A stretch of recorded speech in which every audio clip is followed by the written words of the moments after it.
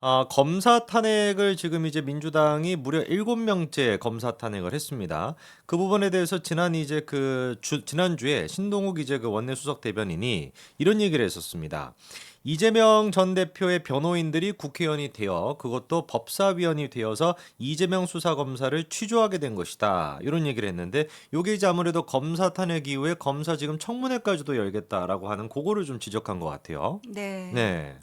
네, 이제 검사실에 가가지고는 변호인 음. 동석하게 되면은 이게 검사 책상에 있고 이렇게 앞에 피고인이 앉아요. 근데 네네. 그 옆에 이제 변호사들 앉는 그 의자가 있거든요. 그런 식으로 마주 보던 사람들끼리 음. 이제는 배지 달았다고 자기들이 이제 위에 앉아가지고는 그때 수사했던 검사 불러가지고는 취조하겠다고 하는 거니까. 어. 네, 이건 사실 이해충돌 사안이라고 저는 생각을 합니다. 이해충돌 왜 사안. 민주당에서 김장겸 의원을 MBC 상대로 해고 무효 확인 소송을 진행하고 있다고 해서 이해충돌 문제 삼았잖아요. 그럼 어. 이거야말로 명백한 이해충돌 사안 아닌가요? 그렇죠. 박균택 같은 사람은 아예 그냥 이재명 대표의 변호사였는데요. 네, 음. 이재명 대표의 변호사였던 사람이 제가 지금 이름이 갑자기 생각이 안 나는데 음. 한두 명이 아니잖아요. 근데 그렇죠. 대부분 지금 법사위에 갔거든요. 음. 그럼 이번에 그 검사들 국정조사 할 때는 다들 참여를 하게 될 거란 말이에요. 그럼 네. 참여 안 해야 돼. 그 자리에서 나가야 된다고요. 음.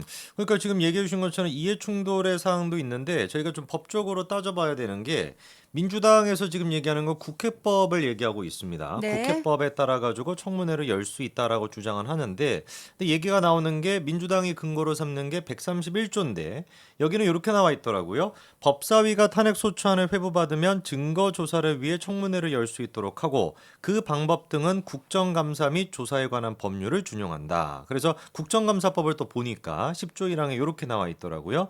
증인, 감정인, 참고인 요 세 사람에 대해 가지고 출석을 요구할 수 있다라고 나와 있는데 문제가 되는 거는 지금 이제 탄핵 소추안이 통과가 된 그 검사들 같은 경우는 증인, 감정인, 참고인 세 가지에 전부 다 해당이 안 된다라는 거 아닙니까?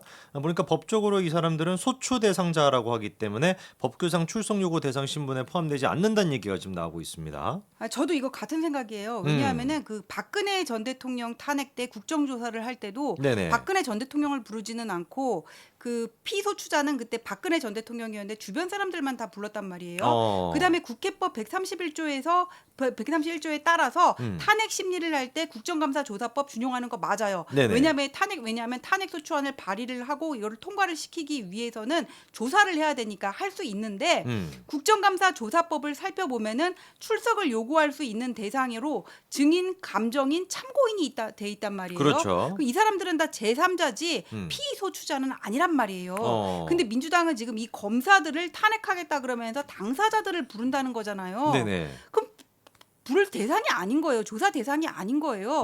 그보다 음. 또 근본적으로 뭐냐면은 네네. 국정감사 조사법에 보면은 수사 또는 재판에 관여할 목적으로 조사를 할 수 없다고 돼 있거든요. 관여의 근데 목적으로. 지금 이거 전부 다 이 탄핵하겠다는 4명 공통분모가 뭐예요? 이재명 그리고 민주당이잖아요. 그렇죠. 보세요. 김영철 검사 민주당 돈봉투 사건, 그다음에 강백신 어미중 검사 대장동 백현동 성남 FC 사건, 음. 그다음에 박상경 검사 대북송금 사건이잖아요. 이분들이 수사 다 끝나고 이제 중요 사건이다 보니까 공소 유지, 직관이라 그래서 여기도 관여를 해야 되는데 네네. 지금 여기 관여하고 있는 사람을 부른다는 거는 수사나 재판에 관여할 목적에 해당이 되잖아요. 음. 전 이거 조사 자체를 열 수 없게 해야 되는 게 맞다고 보거든요. 수사에 관여를 할 수가 있기 때문에 애당초 그냥 국정감사 자체가 없어야 된다. 국정조사 자체가 네, 없어야 저는 이거 되는. 못 열게 해야 되는 게 맞다고 저는 음. 생각합니다. 관여할 목적이 너무나 명백하게 보이는데. 그렇죠. 수사에 지금 개입을 할 수밖에 없을 거거든요. 그 담당 네. 수사관들을 지금 불러 가지고 조사를 한다는 거니까. 근데 이건 어쨌거나 음. 이제 내심의 목적이고 저 네네. 사람들이 다수를 가지고 있기 때문에 네. 이거를 보면 또 표결로 심리를 할 수밖에 없을 거잖아요. 네네. 그래서 제가 이렇게 주장을 하고 국민의힘에서 이렇게 주장을 하더라도 음. 열겠죠. 아.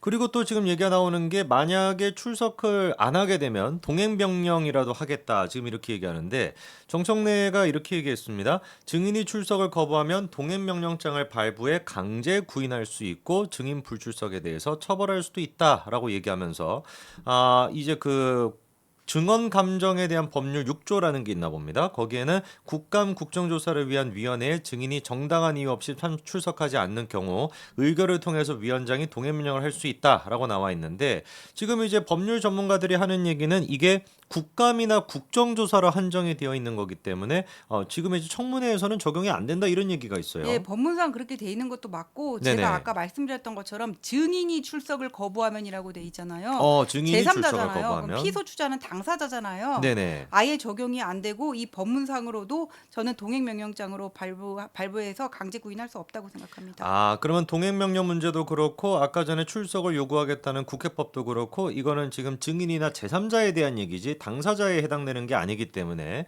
지금 소추 대상자로 돼 있는 검사 4명을 뭐 동행명령을 발부하던가 뭐 강제적으로 이렇게 데려올 수 있는 근거가 없다라는 말씀이신 것 같아요. 네, 근데 이거를 가지고 어디 유권 해석을 한다 그러더라도 국회 내에서 이게 하는 거잖아요. 네네. 그렇게 이게 참으로 이렇게 어떤 법률상 문제가 있는 소지에 대해서 강행을 한다면은 또 이게 받아들여질까 싶어요. 이게 다수당의 폭거죠. 그렇습니다. 아까 전에 또 변호사님께서 이해충돌 문제도 지적을 해주셨는데 법사위원 중에 지금 박균택 같은 경우는 아까 언급을 한 것처럼 이재명의 변호인이었고 아예 이건태 같은 경우는 정진상을 변호했던 또 이력이 있는 사람입니다. 근데 코미디가 이성윤인데 이성윤 같은 경우는 서울중앙지검장이었잖아요. 자기가 서울중앙지검장이었을 때 수사를 했던 게 한명숙의 위증 모해 위증 요거와 관련된 걸 수사를 자기가 해가지고 이게 사실상 무혐의로 결론이 났었고 그 이후에 이제 박범계가 법무부 장관일 때 다시 그 부분에 대해서 지시를 내려가지고 수사했는데 그때도 마찬가지로 무혐의 처분이 났거든요. 근데 이 지금 한명숙 모해 위증을 가지고서 엄희중 검사에 대한 탄핵 소추안의 근거로 쓰고 있으니까 이거 뭐 어떻게 그걸 설명을 해야 됩니까? 그러니까 엄밀히 말하면 네. 이성윤은 그때 중앙지검장이었고 그거는 네네. 대검에서 진행을 됐으니까 음. 이 3명 중에서는 그래도 이성윤이 이해충돌 여지는 가장 덜해요. 음. 근데 이 사람이 지금 문제가 뭐냐면은 그 지금 박성용 검사 울산지검 네네. 똥 사건으로 변 지금 사건. 탄핵 소유한 거잖아요. 네네. 탄핵 사유에다 집어넣은 거잖아요. 2019년 9월부터 자기가 법무부 검찰국장이었었거든요. 그럼 그때 이렇게 문제가 된다면 그때 해결을 했어야 되는데 지금 와서 문제를 삼는 게 문제란 말이에요. 그렇죠. 그래서 이 부분을 이 사람한테 지적을 했더니 뭐라 그러냐면 그때는 몰랐다 그랬거든요. 이성윤이가? 저는 황당한 게 어. 똥 싼 게 탄핵 사유라면서요. 어떻게 탄핵 사유까지 될 만한 엄청난 사건을 법무부 검찰국장이라는 지위에 있었으면서 그때는 몰랐다 그럴 수가 있어요. 너무나 황당한 변명이죠. 그렇죠. 그리고 2012년에 모든 법조인들이 경악할 만한 사건이 동부지검에서 있었거든요. 어떤 사건입니까? 전모 검사라는 초임 검사가 있었어요. 이제 남자 검사인데 네네. 검사실에서 상습 절도 혐의로 입건돼서 조사를 받고 있는 여성 피의자와 자기보다 나이도 많았어요. 성관계를 가졌던 거예요. 어떤 근데 성적인 너무 접촉을 했던 직접적인, 거예요. 네네. 검사실에서 어떤 성적인 접촉을 해가지고는 문제가 돼서 이 사람이 그것 때문에 구속되고 당연히 검사 옷을 벗었거든요. 근데 그때 그것 때문에 석동현 동부지검장이 그것 때문에 날라갔어요, 사실. 근데 그때 그 전모 검사의 직속 부장이 이성윤 씨거든요. 그렇습니까? 자기만 피했어 그때. 근데 밑에 사람 관할도 잘 못하고 법무부 검찰국장이라는 정말 최고 요직이거든요. 검찰 내에서 빅4라고 얘기하는 네네. 거기에 앉아가지고 탄핵 사유로까지 할 만한 똥 사건도 제대로 몰라놓고 뭐를 뻔뻔하게 탄핵을 한다고 이러는지 모르겠고요. 한명숙 전 총리 모해 위중교사 사건 얘기 나왔으니까는 제가 말씀을 드리면은 네네. 그게 한만호가 한명숙한테 돈을 준 적이 없다 그랬다가 나중에 바꿨거든요. 항소심에서. 그때 이 한만호가 이 재소자들한테 무슨 뭐 검찰에 어떤 협박을 받았다던가 아니면 내가 그래서 말 바꾼다 혹시 이런 얘기를 들었는지 이 부분을 조사하고 싶어 했어요. 당시에 그 대검에서는 그 문재인 정부 박범계 장관 해하에서는. 근데 이 사람들이 말하는 게 전부 진술을 번복을 하고 왔다 갔다 해가지고는 신빙성이 없다고 판단을 해서 문재인 정부의 사람이었던 대검 감찰부장 한동수라는 사람이 있었거든요. 네. 법원 이 사람은 이제 재판장 출신인데 판사 출신인데 그 사람까지 참여해가지고 수사심의회를 2번이나 열었는데 전부 이거 기소할 거리 안 된다고 판단을 내렸던 거예요. 근데 이걸 가지고 또 문제를 삼고 있다는 거죠. 야, 그러니까 지금 변호사님 말씀하신 것처럼 검찰 내부적으로도 도저히 이게 납득이 안 된다. 이렇게 지금 이제 검사들을 탄핵하는 것 자체가 이재명의 수사를 방해하기 위한 거다라는 그 목적이 너무 분명하다 보니까 지금 검찰 내부적으로는 지금 난리라고 합니다. 이재명 대표 반드시 뭐 구속을 시켜야 된다라는 지금 분위기도 굉장히 큰데 이런 지금 타이밍에 검찰이 이번에 이재명과 김혜경 두 사람을 쌍으로 지금 소환 통보를 했거든요. 이거에 대해 가지고 약간 검찰이 맞받아치기를 하는 거 아니냐 이런 평가도 나옵니다. 근데 이 건과 음. 관련해 가지고는 또 탄핵 위기까지 가셨던 분이 있거든요. 그분 지금 이제 변론 종결 끝나고 선고만 남은 걸로 아는데 이정섭 차장 검사가 네네. 수원지검 2차장을 맡고 있었는데 그 밑에는 이제 뭐 대북송금도 있고 법인카드 얘기도 있었단 말이에요. 네네. 근데 이 사건이 검찰로 넘어간 게 아마 작년 10월 정도였던 걸로 제가 기억이 되는데 이 사람을 그쯤 해가지고는 또 탄핵 소추를 했어요. 이정섭. 그거야말로 탄핵이고 지금 민주당에서 보복 얘기를 하는데 네네. 이거는 사실 22년부터 해가지고는 경찰이 수사를 하고 있었어요. 근데 경찰에서 불송치 결정이 났던 이유는 뭐냐면은 법인카드를 함부로 쓰는 거는 배임죄에 해당이 되거든요. 네네. 근데 배임죄라는 거는 타인의 사물을 처리한다는 이런 신분관계가 있어야지 성립을 하는 범죄예요. 그런데 김혜경 씨는 그냥 민간인이잖아요. 사인이고 남편이 공직자일 뿐이고. 그렇죠. 근데 이때 피고발인으로 김혜경 씨가 들어갔단 말이에요. 그럼 이게 당연히 안 되는 거잖아요. 성립 자체가. 예, 그러면은 이게 무슨 친고죄도 아니고 배임죄가 그럼 경찰에서 그냥 인지수사로 가가지고는 이걸 할 수도 있었는데 경찰에서 사실 이거 처리에 대해서 소극적이었어요. 이게 사실 이 문재인 정부 때 보면은 친경찰 반검찰이었던 기조가 있잖아요. 어떤 그런 기조가 영향을 미친 건지 제가 정확하게는 알 수 없지만 하여간 경찰은 이 사건에 대해서 상당히 소극적이었단 말이에요. 근데 여기서 어떤 분이 나섰어요. 김영수 씨라고 김영수 씨. 공익신고센터 시민단체를 이렇게 운영을 하시는 분인데 네네. 이분이 이게 경찰에서 작년에 작년에 불송치 결정이 나니까는 이분이 이제 이거를 조명현 씨하고 얘기를 해가지고는 국민권익위에 가져갑니다. 아, 조명원 선생님이랑 같이. 예, 근데 네. 국민권익위에 가져가가지고 이거를 조사를 한 다음에 이거를 권익위에서 검찰로 넘어가게 하는 거예요. 그렇죠. 그게 당시 10월의 상황이었습니다. 근데 이제 아마 당시 10월에 경기도청 압수수색 영장을 신청을 했다가 검찰이 기각을 당해요. 법원에서. 네네. 사실 압수수색 영장은 웬만하면 다 나오거든요.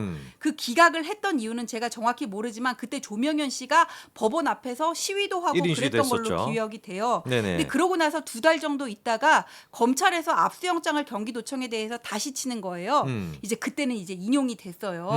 그래서 또 여기서 뭔가 자료를 확보를 했고 또 한 가지 검찰이 이제까지 뭘 했냐면은 오늘 중앙일보 단독을 보면은 법인카드 내역 전체를 이제 검찰이 확보를 했다 그런 얘기가 나오는데 이게 무슨 소리냐면은 네. 카드사의 카드로 찍히는 거는 그 금액만 찍히는 거잖아요. 그렇죠. 근데 여기서 조명현 씨가 찍어준 초밥 가게, 뭐 과일 가게, 그다음에 뭐 정육점 몇 개가 있었어요. 네네. 검찰이 그런 데를 다 다니면서 이게 경기도에 왜 보냈던 왜 경기도 법인카드로 결제를 하는 내역은 이게 한꺼번에 내는 게 아니라 한 달에 한 번 이렇게 정례적으로 한단 말이에요. 그죠? 그러면서 다 이걸 적어놔요. 무슨 외상 적어놓는 것처럼 네네. 적어놓고 한꺼번에 이 사장이 딱 찍어가지고는 경기도청으로 보내고 그다음에 결제를 하고 이런 식으로 운영이 되는 게 많거든요. 이렇게 다니면서 이 사람의 그 휴대폰 당연히 이미지 출 받아가지고 포렌식을 했겠죠. 네네. 사진이 지워진 거는 포렌식까지 하면서 검사들이 지금까지 몇 달 동안 하나 이거를 얼마만큼 썼는지를 다 확보를 했어요. 아, 조명원 선생님이 뭐 초밥집 등등 해가지고 이런 곳을 썼다라고 지적한 곳을 다 다니면서 내역까지 다 확보를 했다라는 얘기네요. 네, 얼마씩 이제 얼마씩 썼는지. 이거 다 적어놨던 거예요. 이거를 이제 다 확보를 한 거예요. 네네. 그러면서 이제 이 마지막에 김혜경 씨하고 이재명 대표를 불렀는데 사실 우리는 법인카드 하면 김혜경 사건이라고 생각을 했는데 그렇죠. 김혜경 씨는 그 남편이 주니까 써도 된다고 하니까 쓴 거예요. 물론 거기서 비난의 정도가 없다고는 할 수 없지만은 이게 법인카드 내역은 총무처에 다 찍히거든요. 그렇죠. 근데 예를 들어서 이상한 게 있으면은 당연히 그 총무처에서 이 법인카드는 누가 사용하는 거니까 비서실에다가 얘기를 했을 거 아니에요. 도지사 비서실에다가. 그러면 이재명 도지사가 이거는 문제가 되는데 하고 부인을 제지를 했으면은 김혜경 씨가 안 썼겠죠. 그렇죠. 안 해보고 쓰지 말라면 안 썼겠죠. 이거는 이재명 대표의 컨펌이 없이는 불가능했던 거예요. 그렇죠. 사실 그러니까 이 법인카드도 김혜경 씨의 책임이 3이라면은 이재명 이재명 대표의 책임이 7, 8인 거예요. 아, 그래서 이번에 검찰이 중앙일보 또 기사로 나왔던 내역을 다 확보했다라는 게 바로 그 뜻이라는 네, 것도 네. 우리 이걸 제가 변호사님께서. 직접 취재한 기자한테 들었습니다. 아, 그러니까 검찰이 저희가 생각했었을 때 그거 뭐 카드 내역 그까짓 거 뭐 금방 해가지고 할 것 같았는데라고 생각했지만 그게 아니라. 아니야, 뭐를 사고 어. 누가 언제 몇 시에 뭐를 사고 이런 기록까지 전부 다 확보를 했다는 거예요. 아, 진짜 그러니까 철두철미하게 조사를 지금 다 한 거고, 그래서 이제 그 이후에 지금 이재명과 김혜경 두 사람에 대한 소환 통보까지 송보까지 이루어진 그런 상태입니다. 검찰 내부적으로 지금 민주당이 이렇게 횡포를 부리는 거에 대해서 워낙에 분노가 크다 보니까 검찰도 더 악착같이 더 이 부분에 대해서 수사를 꼼꼼하게 하지 않을까 싶습니다. 그래서 요거에 대한 얘기 이렇게 한번 정리를 해보도록 하겠습니다.